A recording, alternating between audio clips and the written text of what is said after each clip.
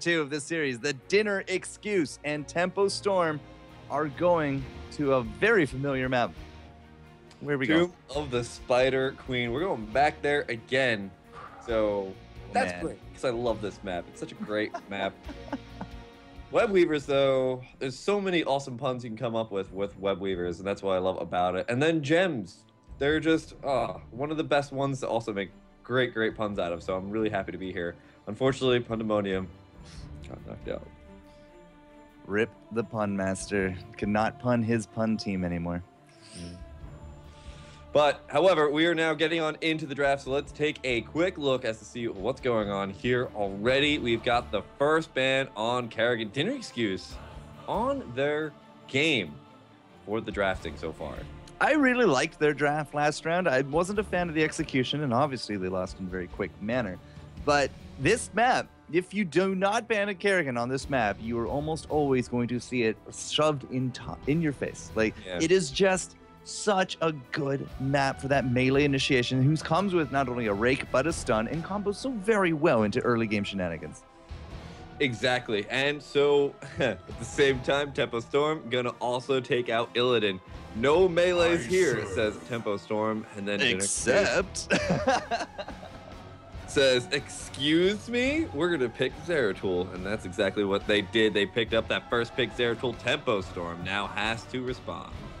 So, yeah, all right, Kerrigan and Illidan are out. We could see Vikings, we could see Sylvanas, Jaina, Kael'thas, early picks that you typically do see. And if Tempo Storm isn't going to take a first round Uther, that could easily combo into a Zeratul. Very much so. And that's where it's going to be a little bit interesting to see what they're going to be picking up here. Tempo Storm, though, with the Sylvanas, oh, man, we keep saying this, but she's not an unstable pick, but unstable poison is definitely a great thing about Sylvanas. Of course, also, Wailing Arrow makes her such a great pickup here. Tassadar, also coming out here from Tempo Storm. Comes justice. Justin. Yes, sir. Sean, if I may. You may. You think we're going to be seeing some promotes? How many promotes can a team promote? Well, with that Tassadar, if there's not going to be a pickup here on Brightwing, and Dinner Excuse is likely to go with the Uther for the Divine Shield on that Zeratul, then yeah, we could easily have Tempo Storm, who will get first pick in the after the next bans, go into a Brightwing, an Azmodan, and how many other Gazlo has a promote? Although I would not expect to see a Gazlo. You could easily go multiple promotes on this one, yeah.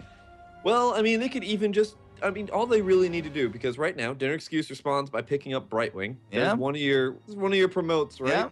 Yeah, that's a big one too. I'm gonna promote this guy, Azmodan. You think Dinner Excuse would go him or Tempo Storm? Probably Tempo Storm. Yeah, I would put my money more on Tempo Storm actually running that as well. And Jaina will actually be the next pickup here for the Brightwing combo. And this is where it can get interesting. Already the Illidan is banned out. No Uther on the table. And the Brightwing is already there. Tempo Storm likely not to ban it because they are going to have that first pick scenario. And it's unlikely we're going to be running double support here for the Excuses. Quite true. However, Dinner Excuse, they have the ability to really change up what Tempo Storm is going to be doing, because already they see the Tassadar, right? They're like, all right, that counters out our Zeratul pretty well. That also denies us the ability to go super hard engage because Tassadar's Archon, very scary. So we have the ability to ban out whatever promote strategy they're going to go for, or possibly ban out one of their preferred warriors, which could be something like an Anu Barak. Not entirely too sure I saw that one coming. Zagara. Well, I'm sure that doesn't really demolish any of their future plans for Dinner Excuse. But then again, Zagara's a pretty good pickup on this map. She is a great single laner, and a lot of information control can come from her creep tumors. The Maw, absolutely great for positioning the team fights. The problem is, like, trying to combo down a Zeratul and a Maw from the Zagara can actually be really tough for some teams. So I'm not entirely too sure that was a warranted ban. It might have just been a throwaway. Yeah, I'm actually... Oh, yes! Tempo Storm does it! There's the Azmodan. So incredibly excited to see this. And the Johanna. All right, this sounds very familiar, does it not? We covered a team called Cognitive yesterday who ran pretty much... If they get Vala... Nah, they won't get Vala. They need a Brightwing. So one healer past this. But Sylvanas, trade that in for a Vala, and you basically got the cognitive lineup. Yeah, quite true. I mean, they still have to pick up something like Knight takes Pawn, something like that. Sylvanas, Tassadar with Psionic Storm as well. Are you kidding me? This is going to easily let them do something crazy like the cognitive lineup. And I'm sure that they were watching yesterday, because guess what? They didn't have to play. So they might just do something cheeky like that, because it's Tomb of the Spider Queen, and it seems like it's a very fun strategy. However, maybe they just like promote overall. It's going to be fun. Dinner Excuse now is up for their last 4th and 5th picks. And there's going to be the Valads and I going the way of Dinner Excuse. They still need to put up a warrior. Mirrodin is going to be the big guy coming to mind because Johanna is already on the table and he's not banned. If it's not the Mirrodin, it's going to be an ETC, I feel. The new Barak is also available. Probably can a new probably Barak... a new Barak more so than an ETC, I would assume. Okay, yep, I'll concede that point. But doesn't a new Barak kind of fit with everything here in Dinner Excuse? The new Barak just kind of fits everywhere. He's a small little bug. He can fit in those tight little places. And those beetles, man, they're really good in order for just kind of pushing down lanes and everything. And they just do really good passive damage. So I think probably a new Barak would probably be their best, especially because also look at this, they've got Vala, but Mirrodin. Okay, Mirrodin just makes sense. Mirrodin's the best pick here. I think Mirrodin is just a little bit above when it comes to the team fight potential, simply because of the way that you can build him. I mean, a new Barak is Beetles or Engage. You almost never see Engage builds these days. So I think the Mirrodin has a bit more diversity.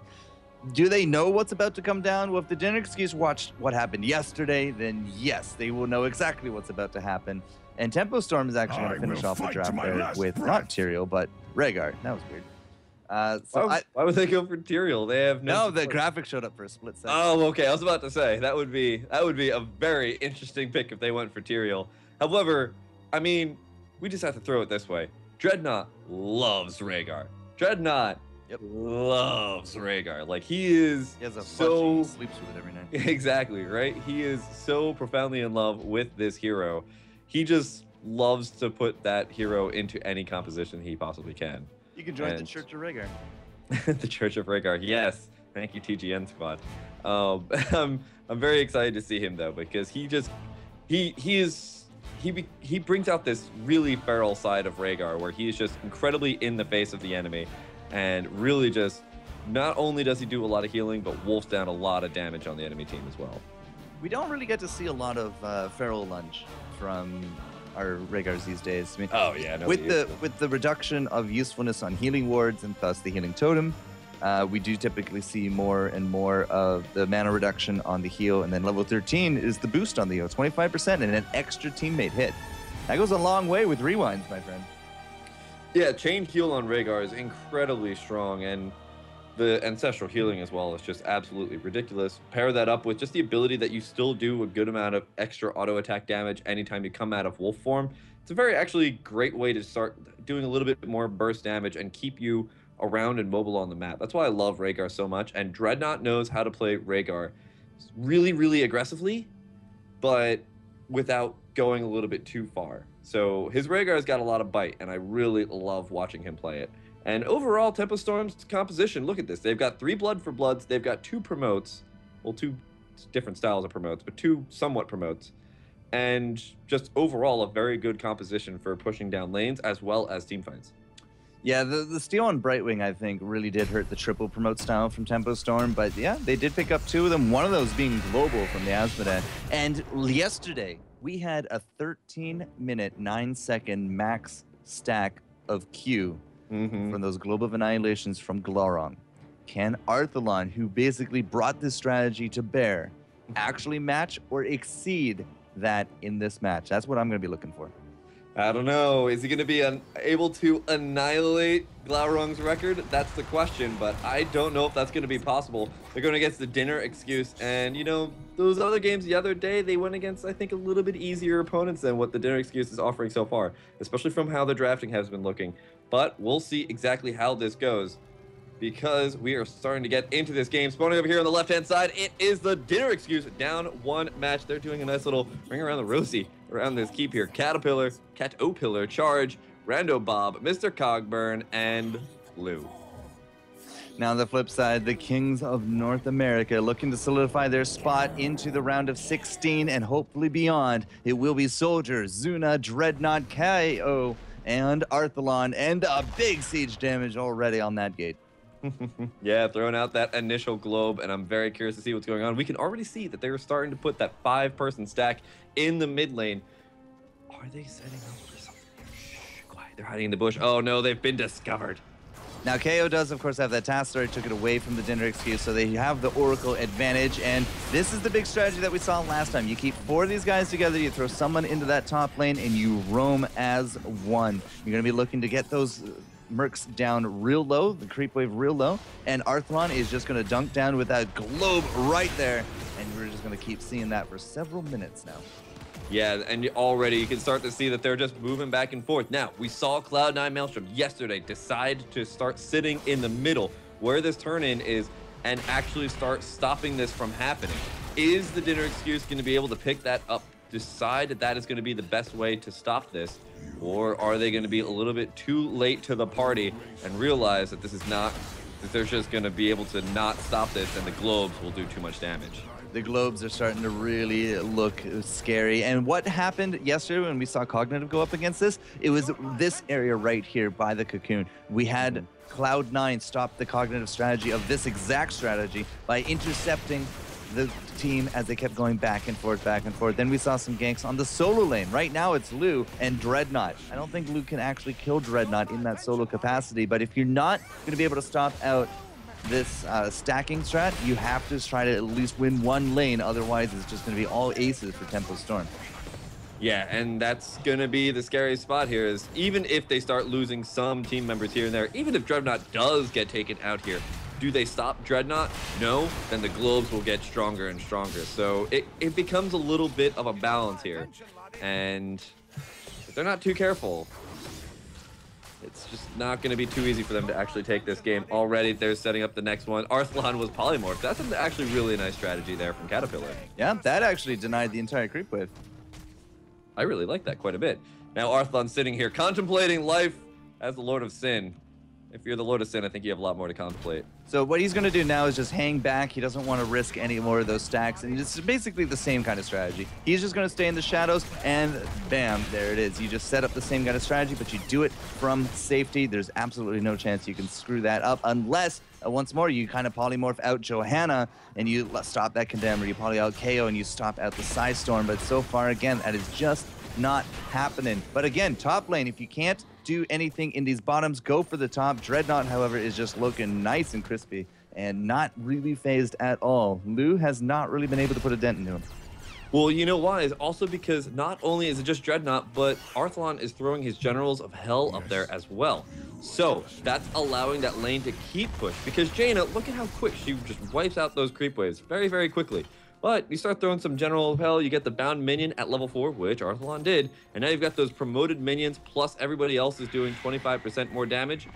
You're gonna have a lot to deal with as a Jaina.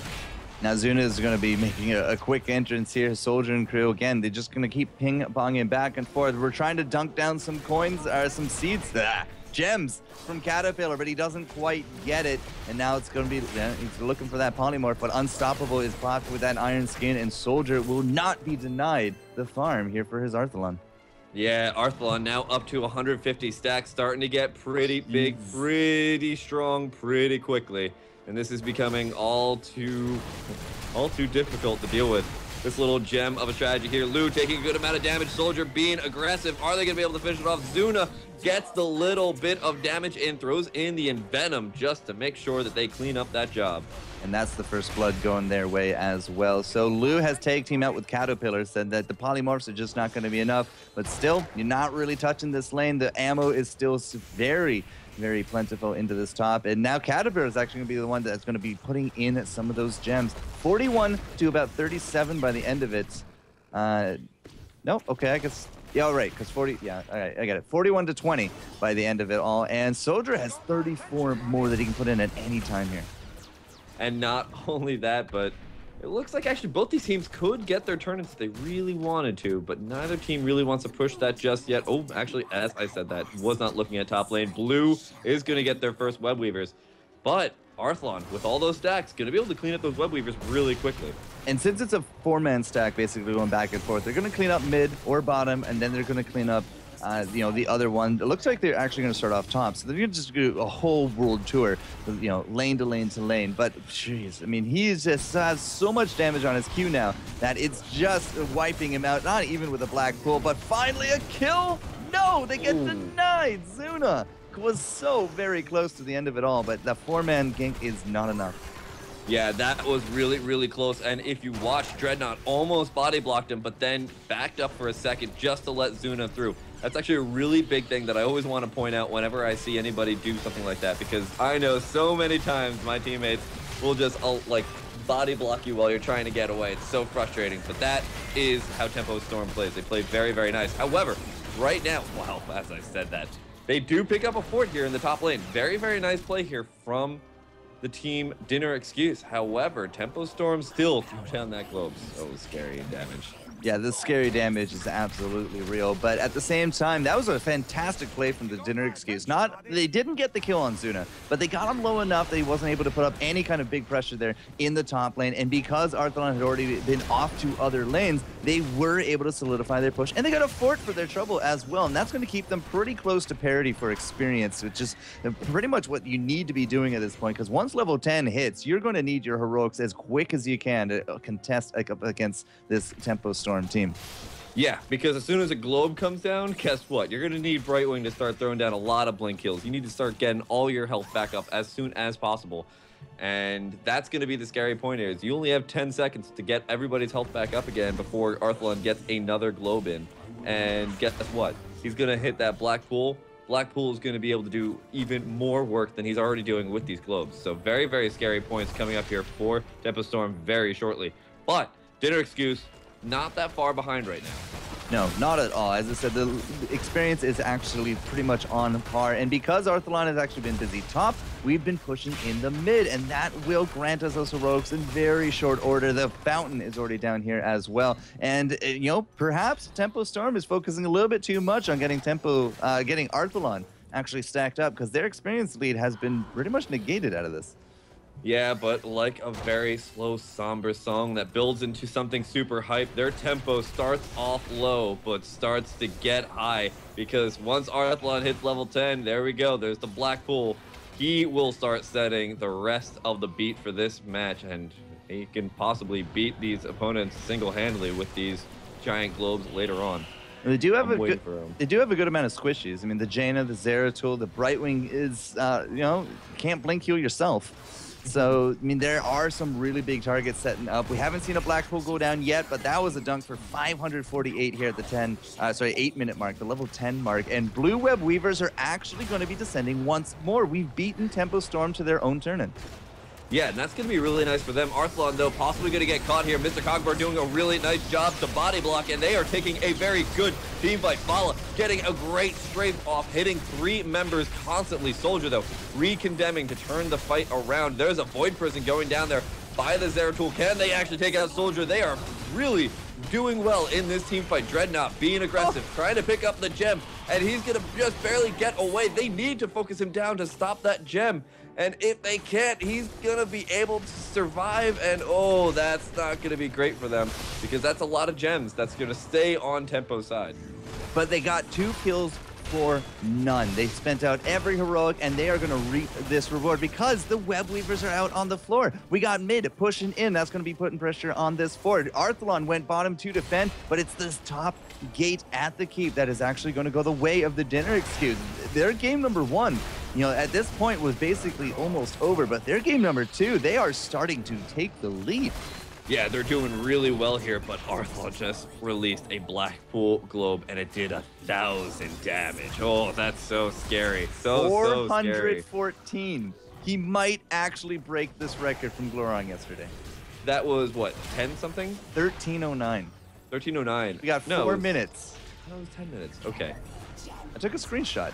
Okay. Right. You have a screenshot. That's 426 true. And counting. Oh my God. Button ready. Arthlon got upset. Alk upset that Glaurung. Arth upset that Glaurung was able to get that stack and we promoted him, and now it looks like he's going to promote himself to put the new PR down. Not even PR, the world record, WR. Is that a thing? Do people say that? I'm gonna say it now. World record. Speed runs, yeah. All right, 448. We should be on par for about 11:30, I think, which would be almost a whole minute and a half faster than yesterday, which is kind of mind-boggling to think. But after that, the 500 is done. Are we going to see Tempo Storm just kind of figure out a little bit more of their team fight situation, because they have been spending a lot of time stacking up this queue from Arthlon? Will that finally transition into a little bit more aggression from them? Do you see what they're doing? They're waiting up this creep wave so that they can... Boom. 1,200! That that was almost a 50 damage wave. Oh my god. Oh my god. 470 stacks. Tempo Storm are having fun here. 484. We're getting there. Level 13 from both sides. We are still in the lead here from the Dinner Excuse, but they aren't really making big aggressive plays. In fact, they're going to find Caterpillar here, who sprints to safety, but still bottom lane is finally getting a little bit of damage into that. 498 damage. Next Jam 2. one. It's the next one. 11 minutes is going to happen? No way. 11 and a half. I think I said that right. Bam! 11:24. Put it down on the board. 11:24. Arthlon dances. Oh my god. Tempo, though, getting engaged upon. Level 13 has been grabbed by the enemy team. But look at the damage coming out there on Lou. Has to barely get away here. Arthlon's just going to walk around and... well, their Vala is going to charge on in here. And they're going to lose Soldier as well. But, ooh, the globe is so scary. 76 gems to the name, but then they are going to retain them. But if Dreadnought goes down, and he will, that's 58 more gems now. Gonzuna's going to try to collect them, but he is going to drop for his troubles. And Arthlon is setting up. Boom! That is almost a 4-man wipe with just that one shot. It is absolutely intense, the damage, but the rest of the team of Tempo is down and out. Even if they lose this game, there is a game number 3. But could you imagine putting that on the resume here of the Dinner Excuse? That would be a great little start up there to their team. We haven't heard that much about them before, but oh my god. In a way, you can almost look back at this game and just realize it was just focusing on Arthlon trying to get that stack at 11 minutes, and he did it. Oh, that's so scary. He's able to wipe waves without even having to use Blackpool. Yeah. Blackpool is now an exclusive team fight. Usefulness.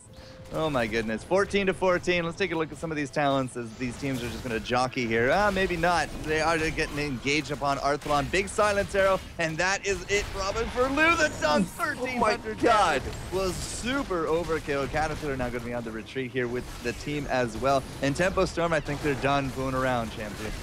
Yeah, I think so as well. That Jaina basically hit my player camera while he was getting taken out. The dunks from downtown, taking out Brightwing. Charge is so afraid now, and she should be, because if that next cool plus globe hits her, oh, it doesn't matter. Gonna hit Cog. Oh my god. They are doing so much damage here, and I don't even want to look at it. I'm going to look at it. 31,000 heroic damage right now. 16-15. How much heroic damage has been done? 31,000 by Arthlon. The next up is 20,000 by... oh, I'm sorry. No, actually, only 21,000. I'm looking at the wrong one. Vala actually is still ahead. Yeah, because we have so many kills, but now it's just basically a dunk a kill, a dunk a minute here for Arthlon and crew. They are pushing in past the fort into the keep. They're looking for more and more kills. They have equaled out the kills. They have taken the level advantage. It's about a level and a half to their name once more. And Dinner Excuse got to be wondering, where did they go wrong? I think where they went wrong was by not stopping Arthlon, man. They just needed to decide how to stop Arthlon from getting all those stacks. And unfortunately, Arthlon woke up this morning and said, you know what? I'm going to beat Glaurung's record. And Tempo Storm helped him out. And they did exactly that. Tempo Storm was able to break that world record. I would want to put it down on Arthlon, but we always have to remember that it is the team that helps out the whole setup for Arthlon getting that. All right, so Arthlon's going to be coming back into this. We do have the red web weavers now descending and, you know, already pushing into the mid with those catapults. They're going to be starting to tickle that core. This big team fight is paramount for the Dinner Excuse, and Charge loses 3/4 of his hit points to 1 globe. And the All Shall Burn is definitely not helping either. There's the Zeratul disengage with the Void Prison. Is this going to be a wipe? As soon as Arthalon gets out here and he starts throwing down some more globes, it's going to be scary. Here comes another one. Gonna hit the backline. Zeratul goes down. And there goes the Johanna as well for the trade. So it's going to only be 1 for 1. We got a 10-second timer on Arthalon there. So is that actually going to be long enough? He does throw it out, and Vala is going to drop as well as the Jaina. Low at Asmo damage. It's absolutely stupid. And Caterpillar, he's going to be on the retreat here. We still have the Dwarf in the back as well. KO looking for him. Zuna will find him. One more shot. And I think they got that in the bag. And now it's going to be a push down. Is this possibly the win? That doesn't look like it. I don't know what Asmo was throwing at there. But still, 2 levels up, 16 minutes in, and a full damage Asmodan. Thank goodness they put on a cap, eh, Shamtu? Yeah, right? This is a great thing that they put in a cap. And everybody's like, nobody ever hits it. Well, Arthalon hits it at 11:24 in this game. Absolutely scary. And he's got the cap, but still, he does get a little bit of bonus damage every time he levels up. Jeez Louise! Yeah, more damage as he levels up, but that's as far as this scaling is going to go. It's just absolutely silly. Now, I'm curious, can Arthalon, with those Qs, how many Qs would it be to take down this boss? You address me. Like, if you could actually just Q down the boss. 8? You think 8? Let's say it didn't regen for a minute there. I mean, a max damage Asmodan is taking 3/4 of Vala's hit points every shot. Yeah. Zeratul's not faring so much better. The Brightwing's not actually doing so much better there either. About half there that time for charge. Okay, it's the hit that points. wasn't Black Pooled though either. No, that wasn't Black Pooled. Oh, 30%? 25%? 75%? Yeah. 1400, so 22,000 divided by 1400. Be like, come on, Mr. Math Major. Dude, don't do this to me. Please stop putting math on stream. All right, well, I'll let you off the hook there. It's about 15. All right, with Black Pools, it's 15. That's still very impressive damage. Why'd you put math on stream again? Wu, though, gonna get engaged upon. Tempo Storm gonna turn this whole entire thing around by 1 globe, and they are gonna pick up a triple takedown here, and they're gonna charge right on into the core. They don't even care about how many gems they've got. They've got this little gem called Asmodan on their team, and what a gem he is. Arthalon is going to be that gem, the Void Prison on the core. Arthalon blinks for it. GGs are going to be coming out from Rando, Bob, and crew, but the Asmo dunk, he actually got a 3-pointer with that 1 globe with the triple kill. It was just absolutely silly. Wonderful, wonderful play from Tempo Storm, and they are going to move on to the round of 16 and face 2ARC coming up next to decide who's going to the regionals. That's a lie. Who's going to the playoffs next weekend to determine who's going to the regionals. That was an absolutely exciting game just for the reason of watching Arthalon pick up all those stacks. 11 minutes, 24 seconds. New world record for Asmodan stacks. Very well played there by Tempo Storm. You know, I've never really been that interested in basketball, but they put a good case in this one. Yeah, well, they're definitely going to be getting to the Final Four later on in this. There's going to be the best of... Oh, sorry, this is going to be the round of 4. That's going to be next weekend, though, along with the round of 8 and all the way to the finals for this June regionals. So very excited to see Tempo Storm making their way up ahead. However, with this 2-0 victory, they go up with a... Well, they have a 2-0, but they're going to go against 2ARC, and that's where I'm going to be pretty excited. Yeah, it will be the rematch from the ESL Majors just earlier this week. 2ARC hopefully have adjusted a little bit more to how Tempo likes to play, and we're going to be looking for a stellar performance from them. And remember, guys, there's a lot of prizes now on the line here as well, because whoever gets in from the round of 16 to 8 is actual cash money. No more Bow.net credit. Loser will go home with some credit to their team's name, but it's all about the seeds, the placements, and that money here for the June qualifiers. All about the Benjamins. I hear there's a couple of songs about that. However, we're going to go to a quick break before we get back with those games, so stay tuned, ladies and gentlemen. Of course, follow myself, Shem2, and all those Twitch, Twitter, YouTube, everything. Or not Twitch, wow. At MLG, Twitter, YouTube, and all that stuff.